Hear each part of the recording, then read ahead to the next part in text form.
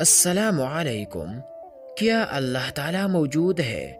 امام احمد بن حنبل رحمہ اللہ سے ایک بار وجود باری تعالیٰ کے بارے میں سوال کیا گیا تو آپ رحمہ اللہ نے فرمایا کہ سنو، یہاں ایک نہایت مضبوط قلعہ ہے جس میں کوئی دروازہ نہیں، نہ کوئی راستہ ہے، بلکہ سوراخ تک نہیں۔ باہر سے چاندی کی طرح چمک رہا ہے اور اندر سے سونے کی طرح دمک رہا ہے، اور اوپر نیچے دائیں بائیں چاروں طرف سے بالکل بند ہے، ہوا تک اس میں نہیں جا سکتی۔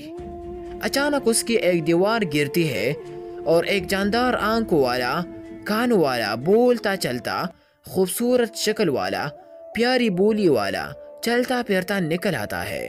بتائیے، اس بند اور محفوظ مکان میں اسے پیدا کرنے والا کوئی ہے یا نہیں؟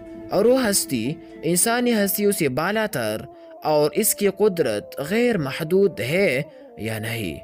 آپ کا مطلب یہ تھا دوستو کہ انڈی کو دیکھو جو ہر طرف سے بند ہے، پھر اس کی سفید زردی سے پروردگار خالق جاندار بچہ پیدا کر دیتا ہے۔